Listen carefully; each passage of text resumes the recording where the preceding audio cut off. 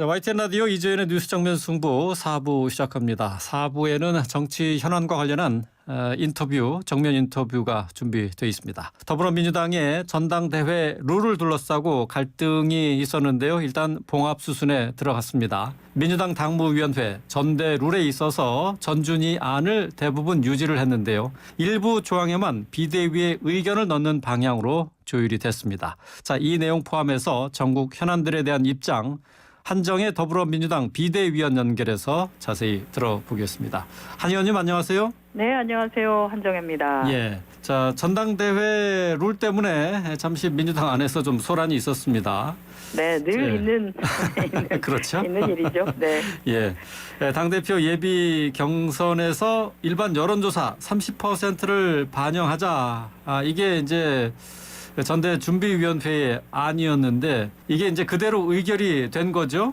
네, 분리해서 의결을 했습니다. 그러니까 당대표 예비경선 방식과 네. 최고위원 예비경선 방식을 달리한 거죠. 네, 그렇죠. 예, 이제 원래 비대위는 뭐 기존 룰대로 중앙위원회에서 100% 결정을 하자. 컷오프를 중앙위원회에서 결정하는 것으로 결정을 했다가 이걸 다시 뒤집은 거예요. 당무위의 결정 어떻게 평가하십니까? 당무위원들께서 일단 그 비대위에서 제기하는 문제의 의식을 공유를 해주셨고요. 네. 왜 그렇게 할 수밖에 없는지에 대한, 그리고 이제 그 내용 중에 논의를 하는 과정 중에 접점을 찾았다고 봐야 될 것 같습니다. 당무위 네. 내에서도 의견이 좀 팽팽했었거든요. 아, 그래요? 예, 그러니까 중앙위 방식을 유지해야 된다, 예. 또는 뭐 여론조사를 반영해야 된다라고 하는데, 이제 우리가 당무위가 지금까지 뭐 여러 가지 룰 세팅이나 또는 여러 가지를 처리를 할 때 늘 합의 처리했던 네. 방식이 있어서 그 논의하는 과정에서 여러 고민이 있었고, 그런 고민들이 공유되는 가운데서 그렇다면 이렇게 조금 달리 적용하는 것으로서 충분히 그런 문제되는 부분들을 해소할 수 있지 않겠냐라고 해서 접점이 찾아져서 네. 지금 당대표 예비경선 방식과 최고위원 예비경선 방식을 달리하면서 일반 여론조사 30%는 네. 반영하는 것으로 이렇게 했습니다. 네. 일부 의원들 한 60여 명의 의원들이 연판장을 돌렸다는 얘기도 있던데 이런 실력 행사가 당무위에 영향을 미친 겁니까? 그렇지는 않습니다. 그 당무위 이제 논의 과정을 보면 네. 그런 것과 관계없이 당무위원들이 모두 본인들의 의견과 또는 왜 그런 얘기를 하는지에 대한 제시를 해주셨고요. 그것이 다 타당성이 있었습니다. 이렇게 저렇게. 네. 그러니까 지금 저희가 이제 당신과 민심이 괴리되어 있다라고 예. 하는 게 있고요. 또 하나는 선거 패배, 뭔가 이제 변화하는 모습을 보여야 된다라고 네. 하는 것이 있는데, 여론조사를 많이 넣는 것이 그 변화하는 모습을 보이는 것으로만 판단할 수는 없다. 이런 문제의식도 있는 거죠. 그러니까 예.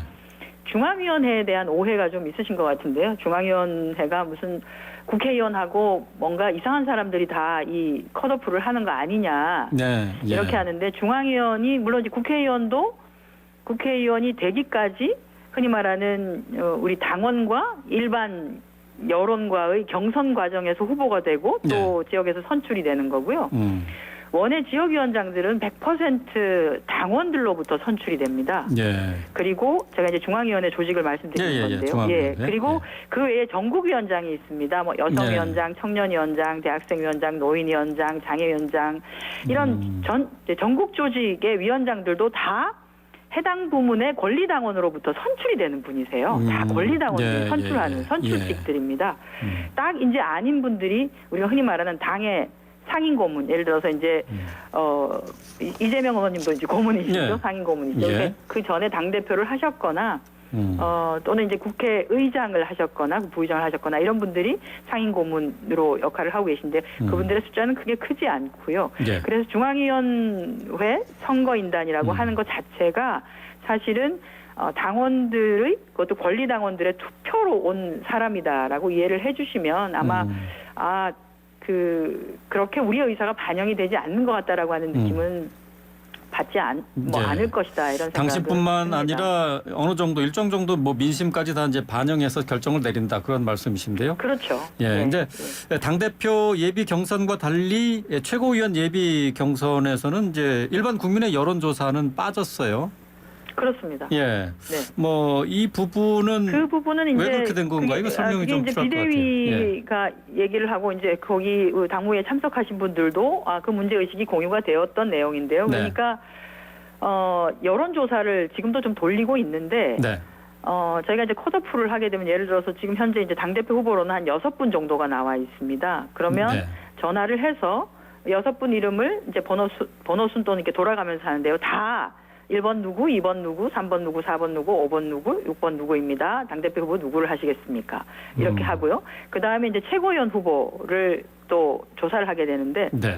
최고위원 후보는 당대표들에 대해서는 관심이 있으세요. 일반인들도, 일반 국민들도. 네. 당대표는 누가 나온다 하는 네네. 관심이 있기 때문에 잘 알아서 하실 수 있는데 최고위원 후보들은 그렇지 않은 경우가 상당 부분 있습니다. 그러다 네. 보니까 다 잘 모르세요. 일반인들은. 우리 당에 관심이 있거나 그러니까 우리 당 당원들이라든지 네. 권리당원이라든지 대의원이라든지 하시는 분들은 아시지요. 네. 그 당무를 그렇죠. 이렇게 하시면서 보니까 아시는데 일반 국민들은 잘 모르시기 때문에 거기다가 이게 이제 10명이 넘고 때로는 10몇 명이 될 수가 있어서 이름을 한 명 한 명 불러가면서 이렇게 했을 때 과연 그게 변별을 해낼 수 있겠느냐 이분들이. 네. 이 사람은 누구고 이 사람은 누구고. 그래서 조금 이건 너무 이거 들어봤던 이름인데 이런 식으로 할 가능성도 없지 않아 있다. 그런 위험성에 대한 문제 의식들이 좀 있으셨고 당무위원들께서도 그래서 최고위원은 조금 분리해서 지금 우리가 다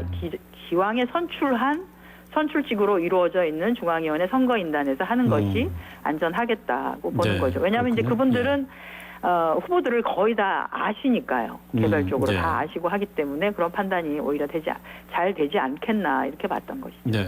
그러니까 일반 여론조사를 통해서는 변별력이 좀 떨어진다. 뭐 그런 지적이 있었던 한 거군요. 10명 이상을 이렇게 돌리다 보면 그렇죠. 끝에쯤 가면은 앞에 들었던 이름은 까먹을 수도 있는 그런 상황도 없지 않아 있지 않을까 이렇게 봅니다. 네. 자, 이번 당무의 결정으로 친명계로 불리는 철험회의 최고위원 도전이 어려워졌다라고 보는 시각도 있던데요. 어떻습니까?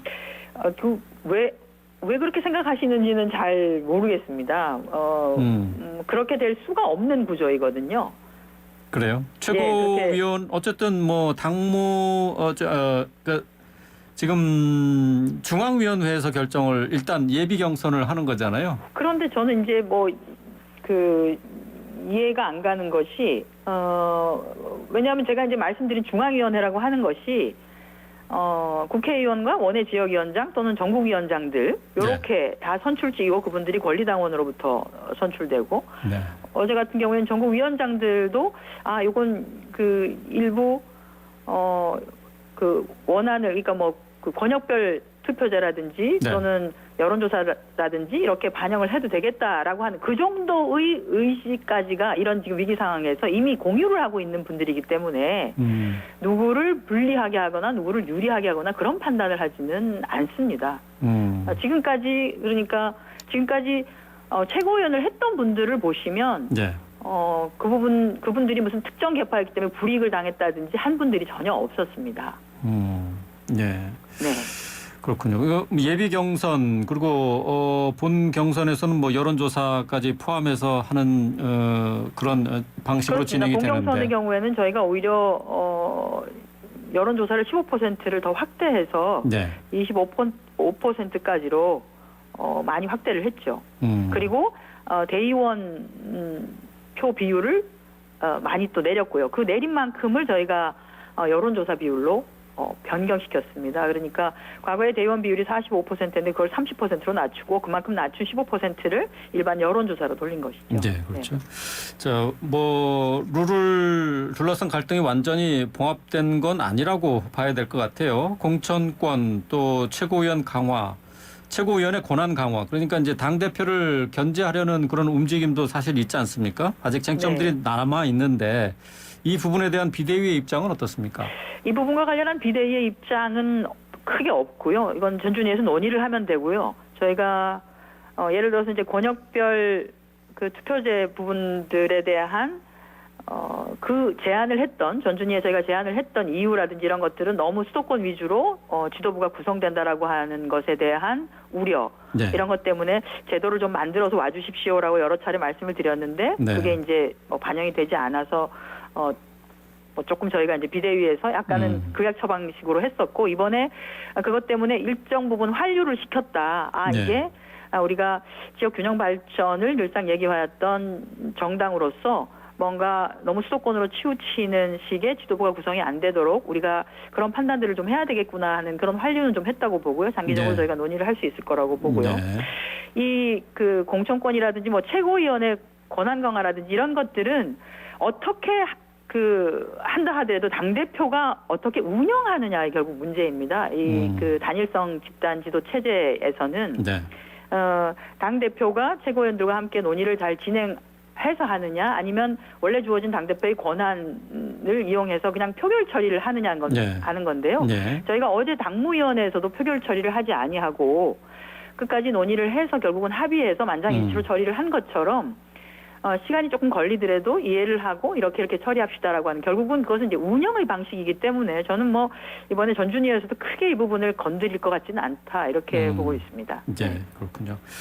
예, 계속해서 이제 박지현 전 비대위원장의 당대표 출마와 관련된 논란을 좀 짚어보도록 하겠습니다. 박지현 전 위원장이 민주당이 자신을 계륵 취급한다면서 전당대회 출마 의사를 거듭 밝히고 있지 않습니까?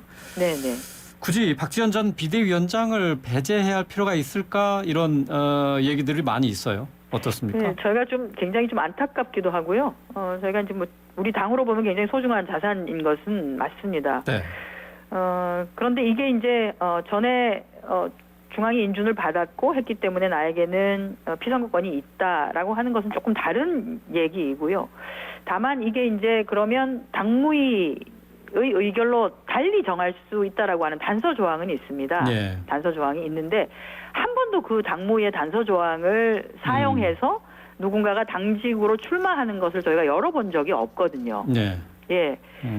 그리고 아마 저희가 이제 비대위가 아니라 정식 지도부였다면 그리고 한 3개월 전에 이런 룰은 다 정리가 되도록 되어 있기 때문에 조금 더 오히려 원만하게 이런 부분을 처리할 수 있지 않았을까 생각하는데요. 비대위는 사실 이번 전당대회를 좀 안정적으로 치를 수 있도록 역할을 해야 되는 부분도 있고요. 단 한 번도 당무위에서 그런 논의를 한 적이 없는 그 당규가 있기는 합니다만 해본 적이 없는 부분이었고 해서 저희가 그리고 지금의 기준으로 보면 대상이 또 되지 않고 그런 상황이어서 어제 당무위원들께 비공개입니다만 그런 사항을 좀 여쭙습니다. 이게 당무위의 의결로 달리 정할 수 있는 상황이 있기 때문에 당무위원들의 의견을 묻습니다. 왜냐하면 당무위원들 중에 어느 한 분이라도 그것을 당무위에서 안건 제안을 해주시면 또 논의가 가능한 상황이거든요. 그래서 이제 그런 논의까지를 진행했습니다만 결과적으로 잘 되지는 않았습니다. 그래서 근데 민주당 내에 세대 교체 그런 여론도 좀 있지 않습니까? 뭐 이럴 때 기회를 한번 주는 것도 새로운 모습을 보여주는 게 아닌가 하는 뭐 기대를 갖고 있는 분들도 좀 있던데 말이죠. 새로 다시 논의할 계획은 없으신 거죠? 지금으로서는 이제 곧 후보 등록을 해야 되는 시점이고요. 네. 그 가운데 다시 저희가 이제 당무위를 소집하거나 할 가능성은 좀 없는 상황일 것 같기도 합니다. 가능성은 그래서 없다. 네, 번복을 할 상황은 쉽지 않을 것 같아요. 왜냐하면 어제 이제 당무위에서 일단 논의를 한 상태였거든요. 이 안건에 대해서는 정식 안건으로 올라온 것은 아니지만 그 자리에서조차 당무위원분들께서 안건으로 채택을 해서 논의를 하자라고 했으면 그게 가능했었던 것이기도 하고 했기 때문에 그게 이제 비공식이긴 합니다만 논의가 된 상태이고 거의 하지 않는 것이 좋겠다라고 그렇게 판단을 내려주신 상태이기 때문에 그것을 비대위가 다시 의제화하기는 쉽지 않을 것 같습니다. 알겠습니다. 자, 아직 당권 도전을 공식화하지는 않았어요. 이재명 의원. 그런데 이제 어차피 이번 전당대회를 통해서 이재명 의원 그리고 97그룹 간의 대결 구도가 만들어지지 않겠습니까? 그런데 지금 뭐 어차피 당대표는 이재명 아니냐. 이른바 어대명이라는 얘기를 자주 듣게 됩니다. 자, 이런 분위기가 민주당의 전당대회 성공에 있어서 그 도움이 될 것 같지는 않은데요. 어떻게 보세요?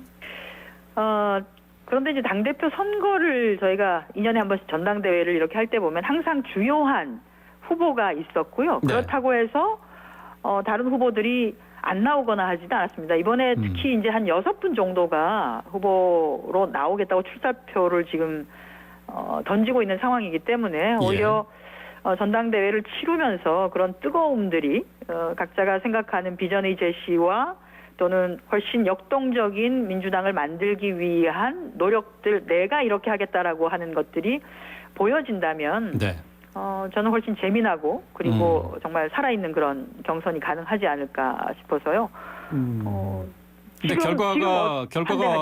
결과가 어느 정도 예상되는 전당대회다 그러면 조금 흥행에는 조금 부정적인 건 아닐까요? 그렇지는 않을 거라고 봅니다. 그래요? 예. 저희가 뭐 8월이라고 하는 아주 더운 여름에 전당대회를 합니다만 7월 달에 저희가 국회를 빨리 개원을 해서 일을 좀 한번 하고요. 그리고 8월 그 뜨거운 여름을 저희가 전당대회를 통해서 더 뜨겁게 한번 만들어 보도록 그렇게 할 생각입니다. 여기까지 듣도록 하겠습니다. 고맙습니다. 네, 고맙습니다. 네, 한정혜 더불어민주당 비대위원과 말씀 나눠봤습니다.